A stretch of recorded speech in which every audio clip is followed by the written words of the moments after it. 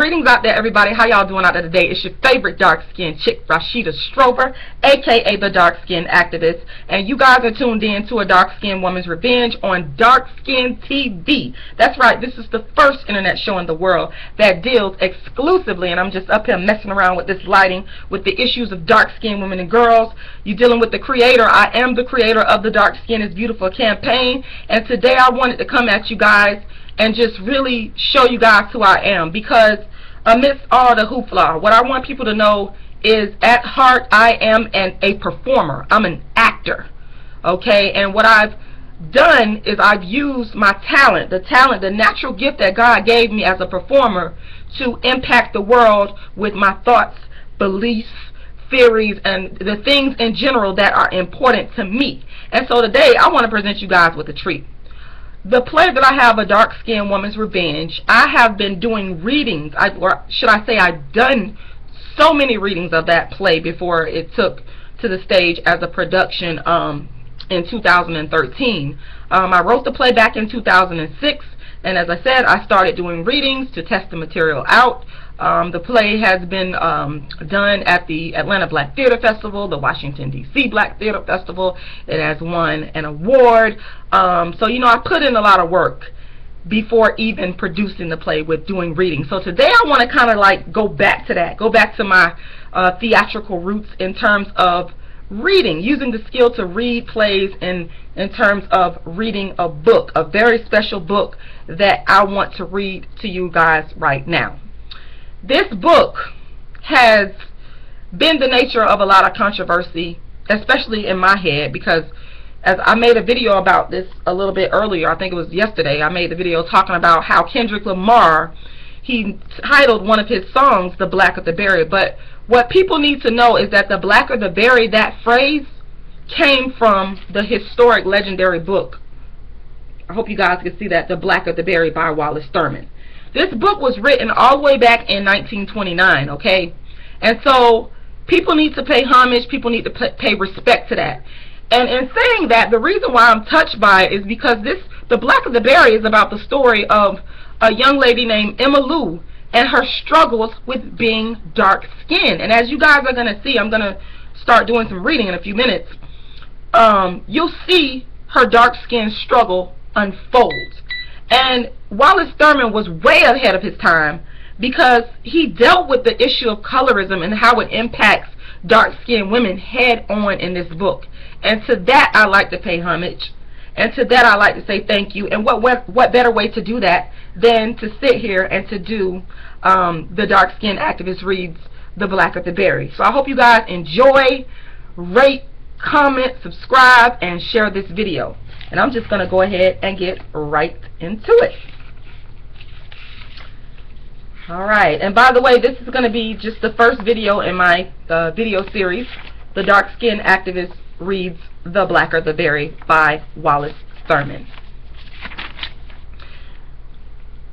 More acutely than ever before, Emma Lou began to feel that her luscious black complexion was somewhat of a liability, and that her marked color variation from the other people in her black environment was a decided curse.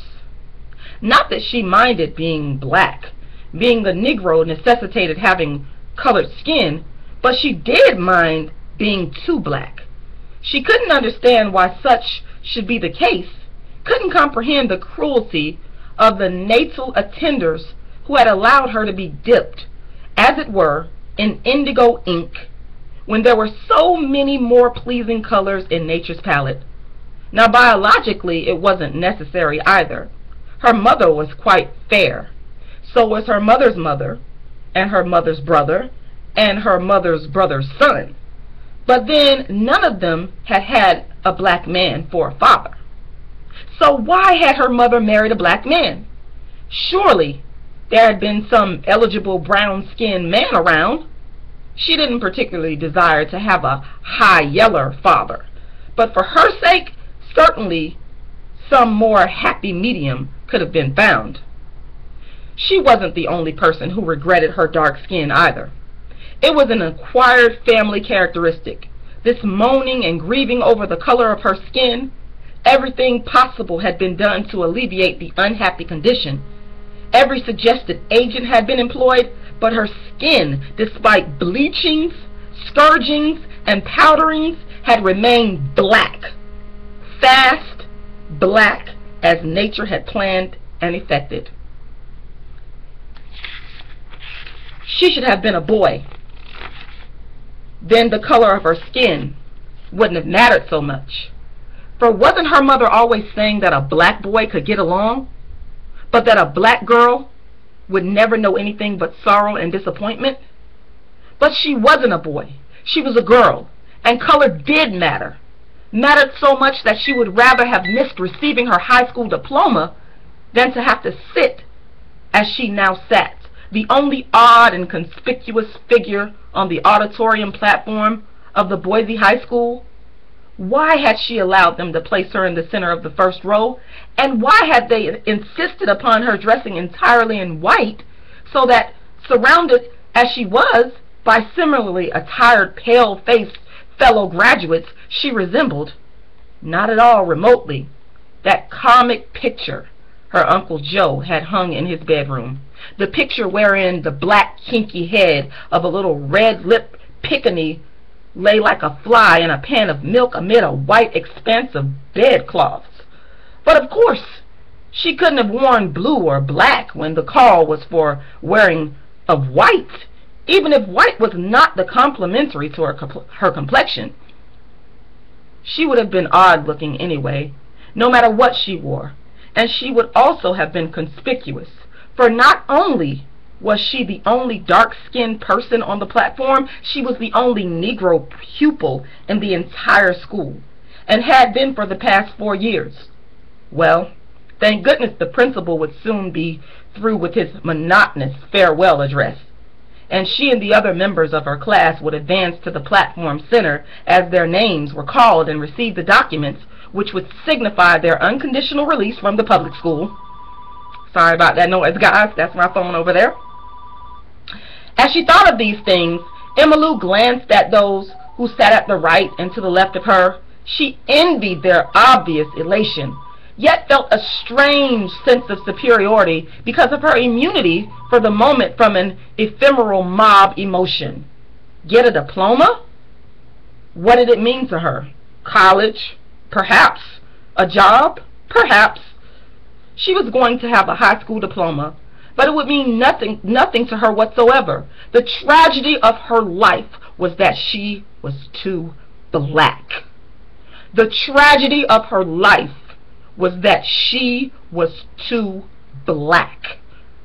Her face, and not a slender roll of ribbon-bound parchment, was to be her future identification tag in society. High school diploma indeed. What she needed was an efficient bleaching agent, a magic cream that would remove this unwelcome black mask from her face and make her more like her fellow men. Emmylou Morgan. She came to with a start. The principal had called her name and stood smiling down at her benevolently. Someone, she knew it, was her cousin Buddy. Stupid imp applauded very faintly, very provokingly.